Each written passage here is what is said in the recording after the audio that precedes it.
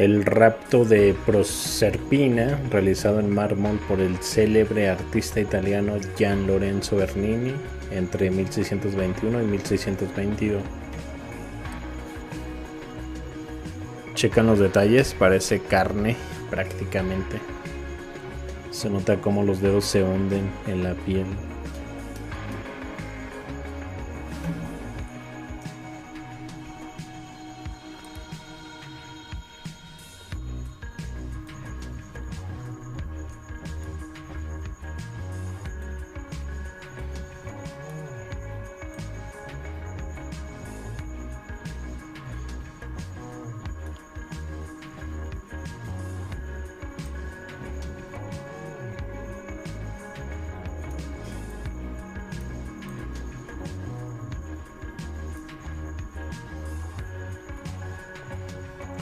Nos iremos y nunca sabremos qué pasó en esos años y cómo fue que se desarrolló ese arte. Las rocas poseen capas internas al igual que el tronco de los árboles, por lo tanto podrían deducirse si poseen esqueletos petrificados. Se narra la historia de unos alquimistas que dieron con la fórmula de la inmortalidad mediante la petrificación. Inmortalidad mediante la petrificación. Pues claro, quedaban inmortalizados, o cómo es eso, durante la Segunda Guerra Mundial. Pues la verdad, en vivo las esculturas se ven tan exactas e impresionantes que no dudaría en el uso de la alquimia. Creo yo que todo se petrificó, todo el cuerpo totalmente. Sería bueno escanear dichas estatuas para averiguar si existen esqueletos dentro de ellas. El melocotón alquímico, que es una prueba del uso de la alquimia para el petrificado.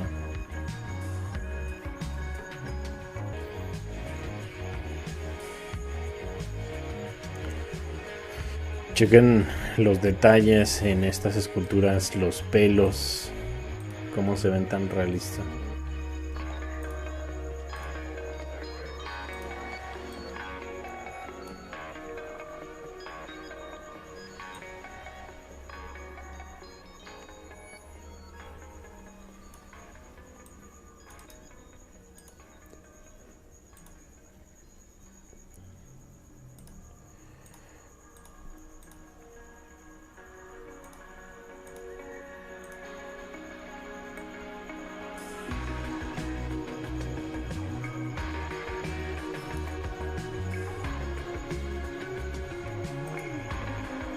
Nariz recta.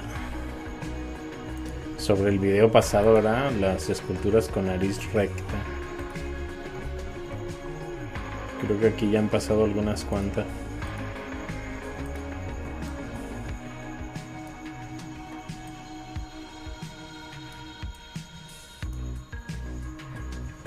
Creo que esta es de las que más realistas se ve.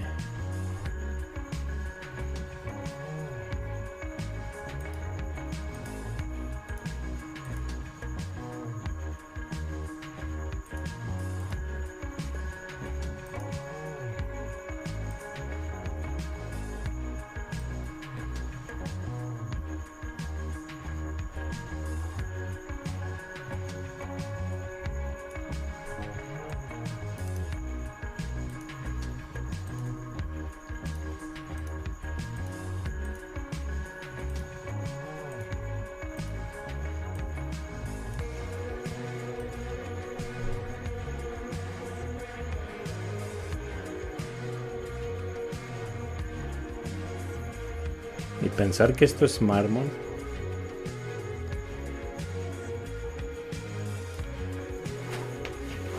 Se ve muy real. Chequen el detalle en la mano del David. Voy a pasarla.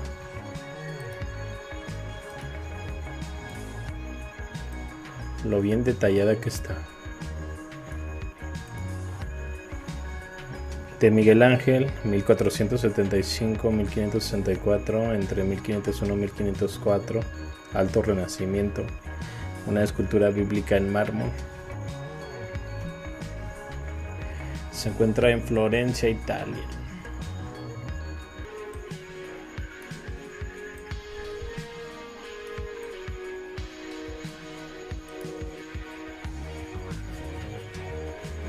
La estatua del David de Miguel Ángel, 1501-1504 más o menos creada, es conocida por sus detalles excepcionales, especialmente en la mano derecha. Esta icónica estatua fue tallada a partir de un solo bloque de mármol de 6 toneladas que había sido descartado por otros 2 escultores debido a sus imperfecciones. El mármol permaneció expuesto a los elementos durante 26 años, antes de que un joven de 26 años, Miguel Ángel, obtuviera el contrato para esculpirlo. Todavía, aparte de todo, era un bloque que no habían querido otros escultores. Y de ahí sacó esta obra de arte. Curiosas las historias, ¿no?, que impregnan a estas esculturas. Decía el título de esta imagen: no podemos tallar esto hoy en el 2023 sin ordenador. ¿Tenían una tecnología 3D que hoy no entendemos? ¿Qué opinan ustedes? Muy posible, ¿no? Tienen muchos detalles estas esculturas.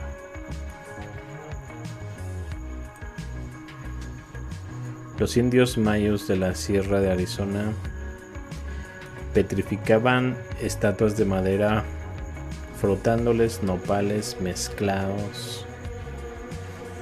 A ver, ya no alcancé a leer. Mezclados con otras hierbas durante varias semanas al sol. Los escultores y pintores estudiaban anatomía antes que la pintura. La otra posibilidad es que hayan utilizado escáneres 3D de alta resolución para escanear a los modelos humanos y luego hayan tallado sobre el mármol utilizando impresoras láser 3D de una resolución, de ultra resolución. Pues según vemos, es muy factible, se ven muy perfectas estas esculturas. Sobre todo en los detalles más complicados, como los bordes en la ropa, no se diga este cuello de este vestido. Detalles como las venas, la piel parece muy viva. Hay otra que es muy complicada y es la siguiente.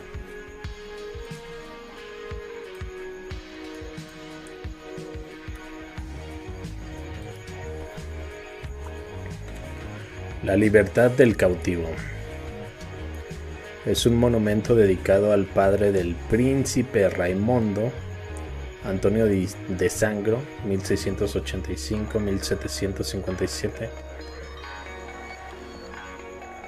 De Francesco Chivirolo, después de 1757, es la más famosa de sus obras, por la habilidad en hacer esta red. Hecha en una única pieza de mármol y piedra pómez, Chivirolo fue el único maestro escultor napolitano que aceptó el desafío que otros escultores rechazaron, sosteniendo que la red se iba a quebrar en pedazos. ¿Por qué creen ustedes que rechazaron este proyecto? Porque el mármol tiene ciertas características como esas que no puedes fallar. Luego les explico más o menos las propiedades del mármol. Chequen el detalle de el rapto de la Proserpina.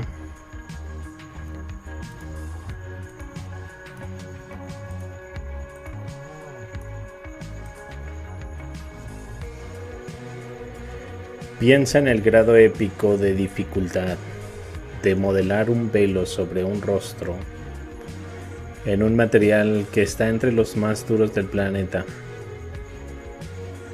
El mármol, mineral de dureza 3, escala de Friedrich Mohs, Otro problema es que el mármol no permite la adición. Es una escultura 100% hecha por su sustracción. Por eso es que dicen que para esculpir una figura tomas el bloque y simplemente remueves todo lo que a la figura le sobra.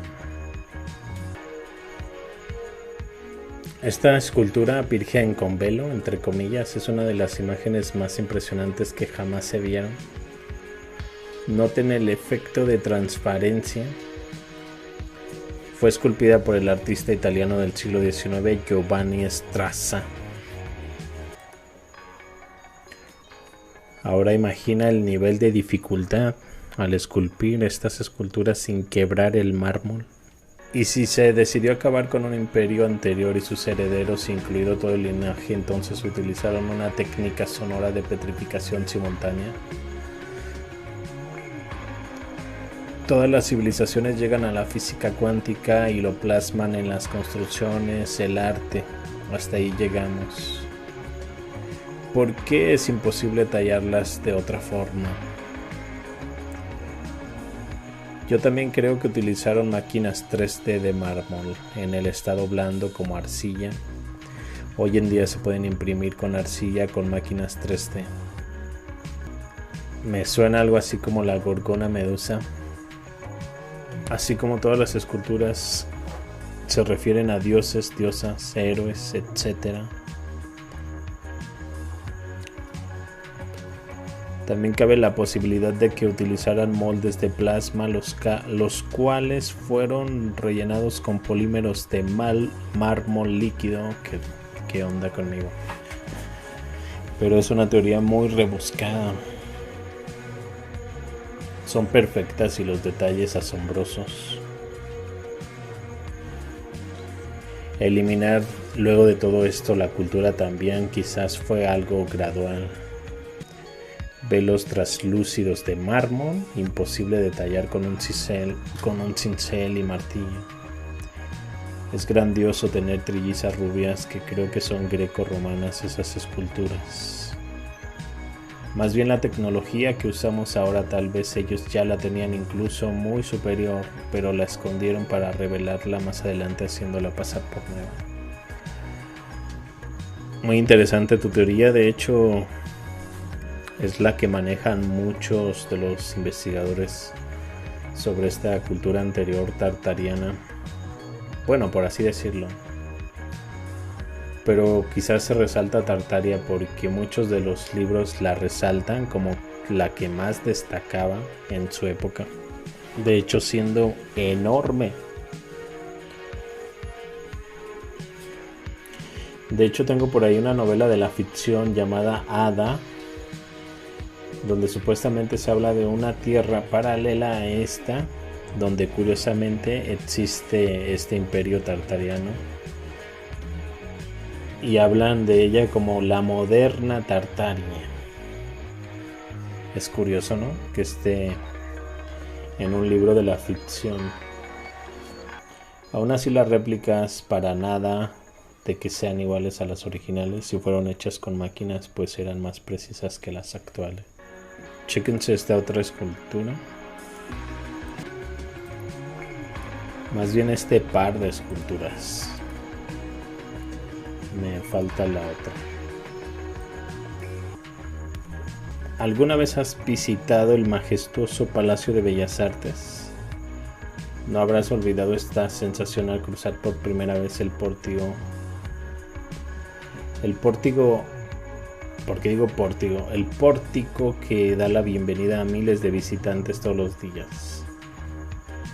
A los lados de este maravilloso pórtico se ubican las figuras de 4 mujeres, 2 de cada lado, las cuales representan la edad viril y la juventud. El artista encargado de estas esculturas fue el francés André Allard y fueron esculpidas en el mismo mármol de Carrara que cubre el resto del palacio.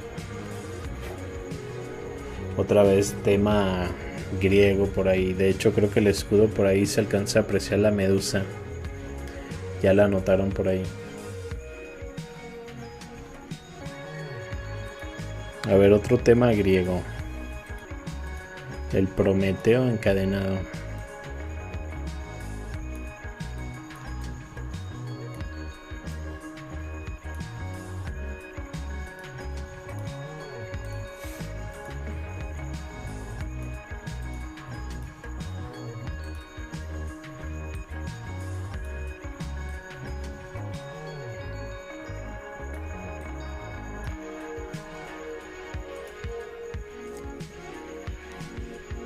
Prometeo encadenado, esta fantástica escultura en mármol, fue realizada por Nicolas Sébastien Adam en 1762.